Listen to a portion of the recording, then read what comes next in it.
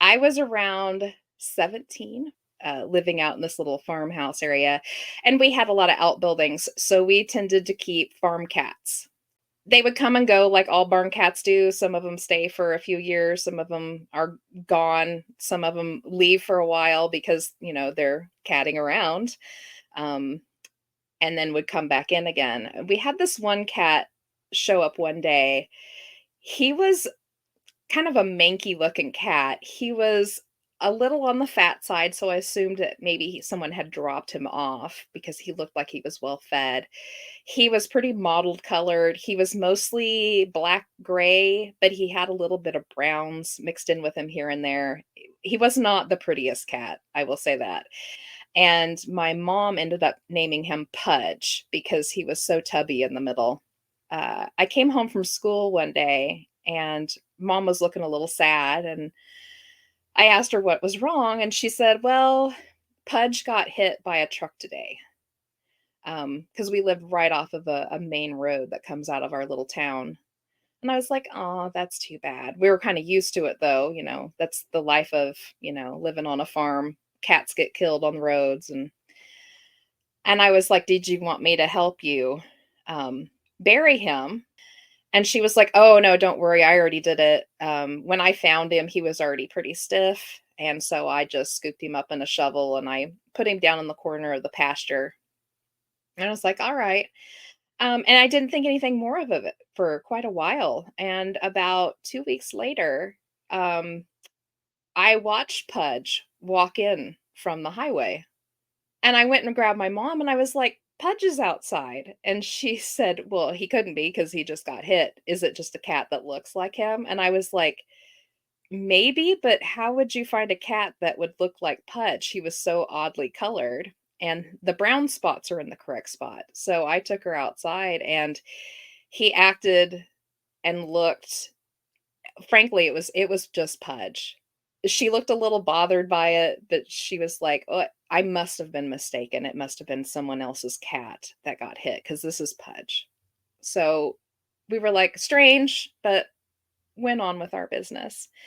Um, a number of months pass, and sadly, one day I actually watched it happen. I watched Pudge cross the road to get back over to our house, and he got hit by a car. But I was like, "Well, that's the end of that cat," and told my mother later on. I actually took care of it that time, but at that time, it was winter and it was too cold to bury him. So what we did was we moved him just to the inside of a barn section where coyotes and stuff couldn't get to him, waiting for the ground to defrost enough that it would, be easier to bury him later on. Kinda covered him up in some plastic and left him there. And we waited a few weeks and we had a sunny day and mom was like, let's try to get him in the ground. I don't want him in there anymore because what if bugs or even though it was winter, she was like, I don't want anything messing with it, or him starting to stink. So we went out to collect him and we moved the plastic back and he wasn't there. But I was like, okay, weird. But, an animal dragged him off. It's fine, it's fine. Uh, until about 2 weeks later, when we watched this cat walk back in the property out of the pasture, and my mom saw it first and came and got me, and she was like, "Pudge is back." And I was like, "Ha ha, what are you talking about?" And she goes, "I am very serious, come with me." And we walked out, and by that time, he was up in the driveway. And it was that cat. He looked a little worse for wear, but his head was fine. It was Pudge, and I was like, "I don't know what's going on now. This is what is happening here?" And she was just like, "We're not gonna talk about it. We're just gonna go on with our lives." And I was like, "Okay, here we go." So all is fine for a number of months. All is good. Pudge is catching mice like he should. And one day he gets hit by another vehicle. And this time he is flat. This cat is flat. And my mom actually called me while I was at school during my lunch break and was like, Pudge got hit. He is flatter than flat. And I was like, are you sure it's him?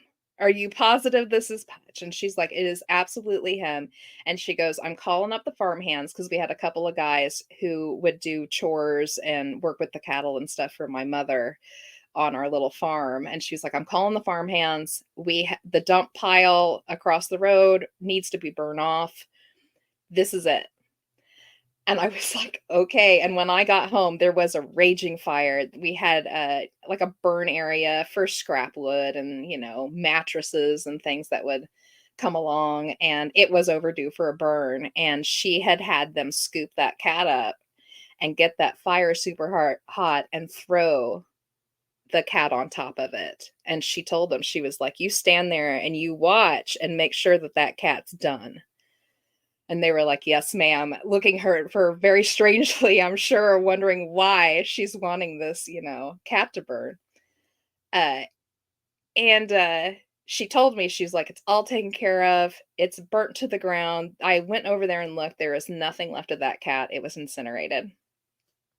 And I was like, thank goodness, because, fire is definitely going to take care of whatever this issue is. Until just a couple weeks later,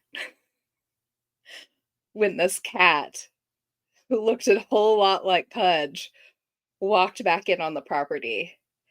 And my mother decided that she was going to pretend that none of it had happened. She wouldn't even talk about it for quite a while.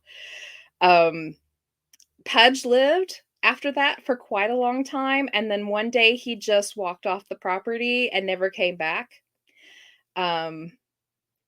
It never happened again where he died some way and then resurrected himself. So he just left and then we never ever saw him again.